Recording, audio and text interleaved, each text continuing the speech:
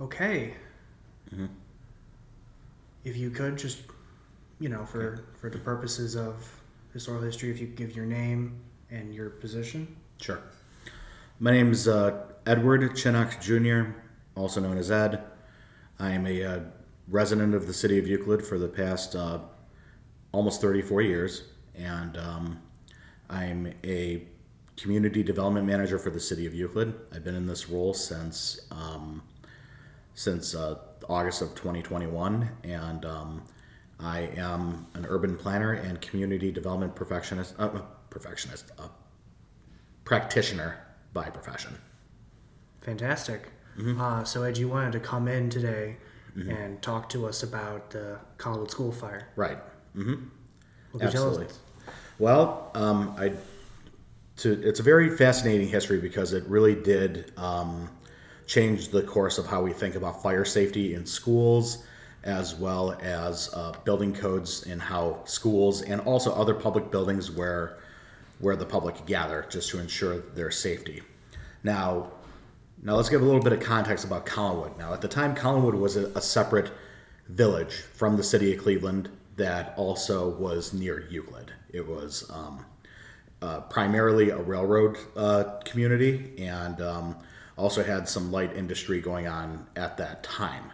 Now, there was a school near the corner of 152nd Street and Ridpath called Lakeview Elementary School. It was built in 1901, so this elementary school at the time was still a fairly new building, and it had 3 floors, had about 5 classrooms per floor, a gymnasium, and a library.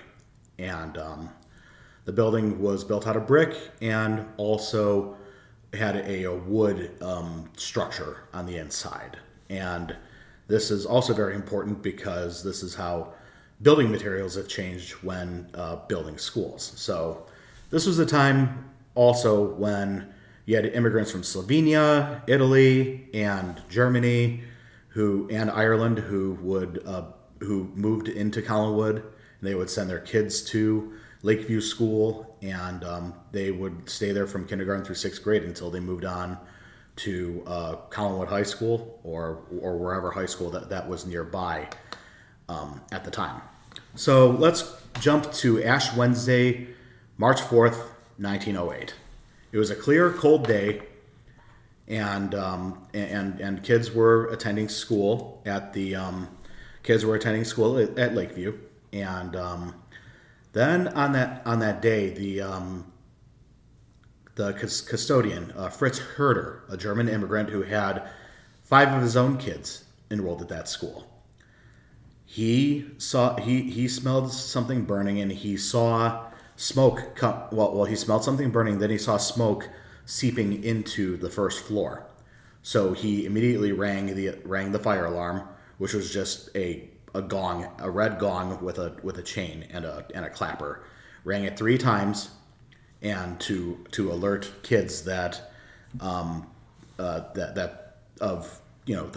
purposes of a fire alarm. And many thought that because there wasn't anything seen at the time, that it was just a routine fire drill, which fire drills did happen at that time, but fire drills were not as mandated as they are today.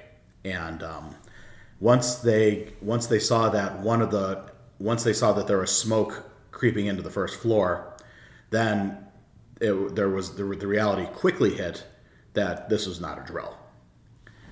And so there was one entranceway. There were 2 entranceways, one in the front and one in the rear, and the front one was blocked off.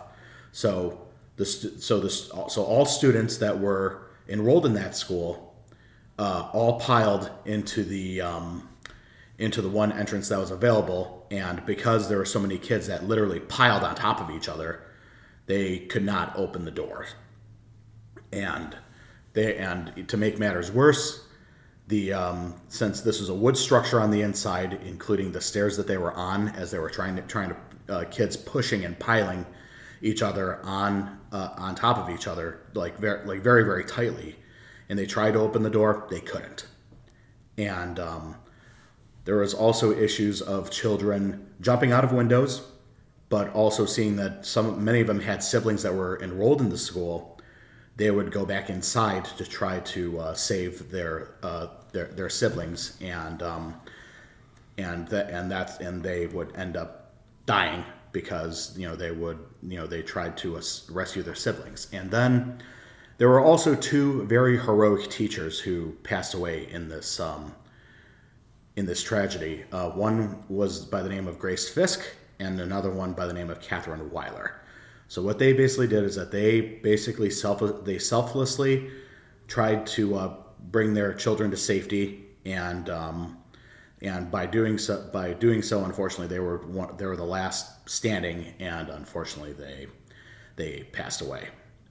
And there were stories of kids' parents that were at the entranceway where kids were trying to get out, and you could see the horror of their kids panicking through the door.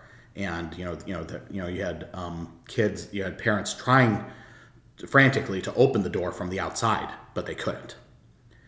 And then, unfortunately, as the fire got worse, eventually the fire caught the stairwell on fire, and unfortunately, many children were lost in that blaze. And then that's when the tragedy really unfolded. And now, at the time, Collinwood, as a village, did not have its own fire department. So, anytime a fire did happen in Collinwood, they would have to rely on Cleveland for fire services. And they did, and there was a telegram that was, or some sort of like however way emergencies were communicated back then. The only one that responded was from downtown Cleveland. So you had a fire carriage with water and a ladder that was horse drawn, that was racing its way down to Lake Avenue, which is now Lakeshore Boulevard today. And since it was a clear day, they were actually able to see the black cloud of smoke coming from East 152nd Street and Ridpath. But at that time, it was not called East 152nd Street because the streets were not numerated. The north-south streets were not numerated at that time. So once they made it there, they were able to put out what they could, but by that time, the tragedy was too late. Many children and two teachers have passed away, and there was one person who tried to work as a rescuer who ended up dying while going inside of the school, and because of the structure of the building being wood on the inside and brick on the outside, just made things. It was definitely just a setup for a tragedy that no one would think would happen, because very rarely did school fires of this magnitude happen. And so this was definitely a tragedy that would definitely change how we thought about building schools, how we would set up means of escape in case a fire were to happen like this.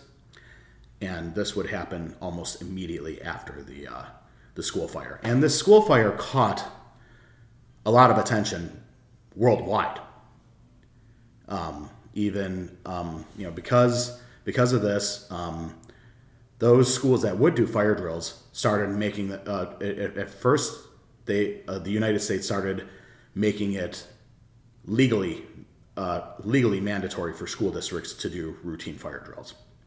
At minimum, you have to do one fire drill per month, to show where kids should escape and gather, just to practice the possibility of when a fire could occur.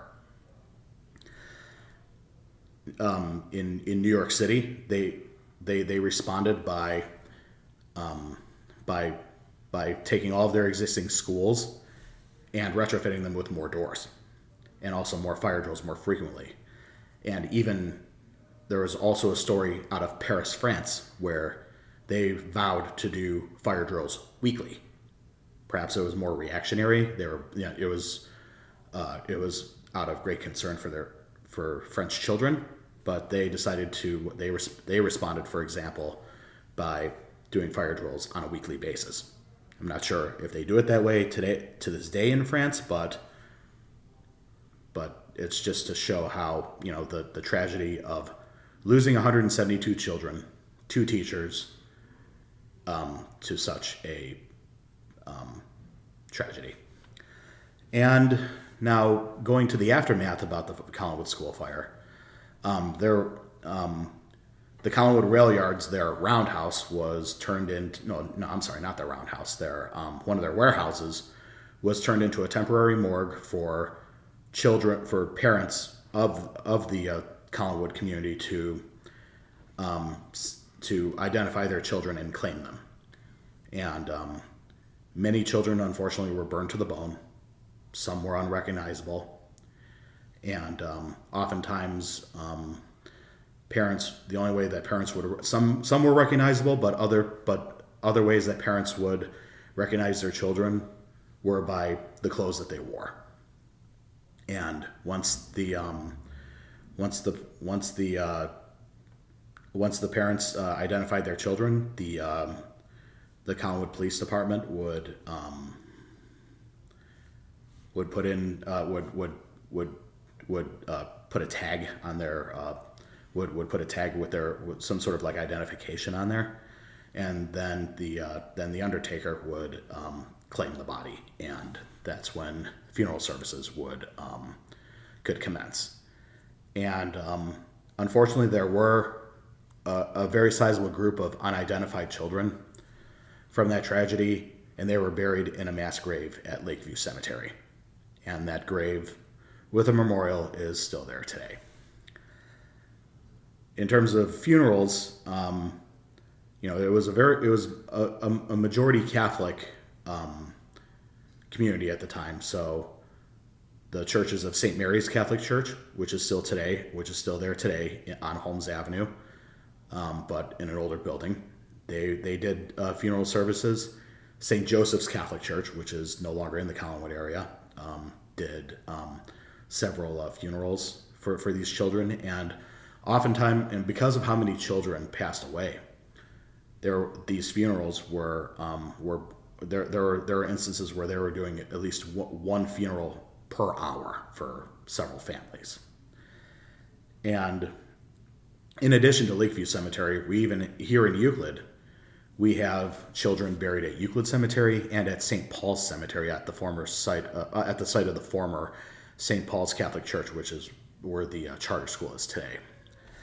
Now, going back to Fritz Herder, who was a German immigrant and who was a custodian at Lakeview Elementary School, he experienced his own personal hell, if you will, by losing 3 of his 5 children.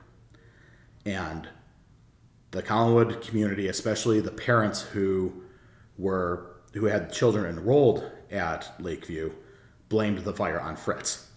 And because of this, there were people who were threatening who had received tons of death threats, and oftentimes threats of retaliation against him because of his supposed handling of the fire. It's just that at the time, it's not that he mishandled the fire. It's just that the way the school was built, that he could only do so much. So he actually did enroll some a Collinwood police officer to provide protection until things settled down. And because of the tragedy that he experienced, it was just adding insult to injury because he himself was a parent who lost 3 children. And there was also a kid by the name of McElrath. I don't know what his first name was, but McElrath, who was the son of the police chief for the village of Collinwood, who passed away in that fire. And it caused some devastation for their family. So many, many families were impacted by this fire. You had Slovenian immigrants who said, who said to press reporters, why did I immigrate my family from Slovenia to here? knowing that, and little did I know that my child would die in an unsafe school, burnt to the ground on the inside. So, going back to things that were that would change the safety of school buildings. Now, these plans and mandates took effect immediately. At first, there was a rumor, a very popular rumor that still circulates to today, that talks about how the doors at Lakeview Elementary School opened inward instead of outward, when that was actually debunked quite some time ago, saying that the doors actually did open out. It's just that the doors were locked, and unfortunately there was no way to try to go through a pile of children to unlock the door. So some of the innovations that took place were the installation of panic bars, which are those horizontal bars that you see in most public buildings and commercial buildings, where people could push out. It could be locked a building could be locked from the outside, but it'll be unlocked from the inside, where people, in the case of an emergency, could lean against the door and go to safety. And also, it also changed the way schools were built, using fireproof equipment, fireproof building materials like more steel, more marble, and more plaster, and plaster's still flammable, but they were able to treat it with fire retardant. And it also called for schools to be built larger in size to provide more space, more square footage, for all, instead of having students crammed into classrooms and common areas, and people could move about the school safely. And later that year, there was a proposal to build a new school on the site where Lakeview stood, and there was strong objection from the parents who have lost children in this school fire. So what they decided to do was to build a school adjacent to the Lakeview site, and it was designed by the same architect as who designed the original school, but designed it in a way that was a lot more architecturally significant. It was more decorative, and it served as a memorial to the children who passed away in the tragedy. It was his way of they commissioned him because he was one of the best known architects in the Cleveland area, and he also wanted to design a better school as a way of penance, if you will.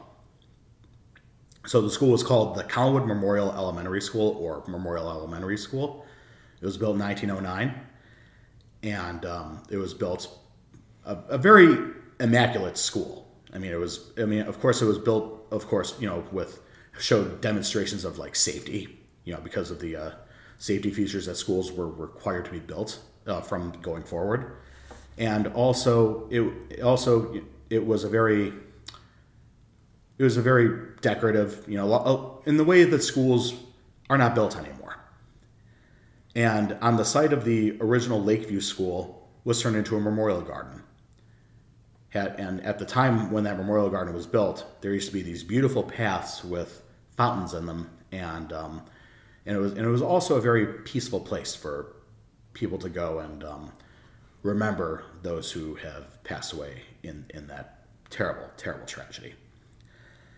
And then many years later, from 1909, that school operated from 1909 until about the mid 1970s, when unfortunately Memorial School shut down, and it sat vacant for close to 30 years, and it was boarded up.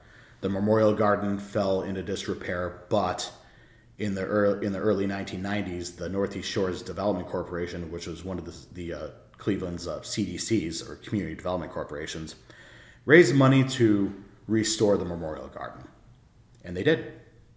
unfortunately, there's no fountains there anymore. But what they did do is that they did add some granite plaques depicting the names of all 175 victims of the fire. And then in 2005, the school that replaced Lakeview Elementary School was razed to make room for a brand new school also called Memorial, which still stands today and has children enrolled there. And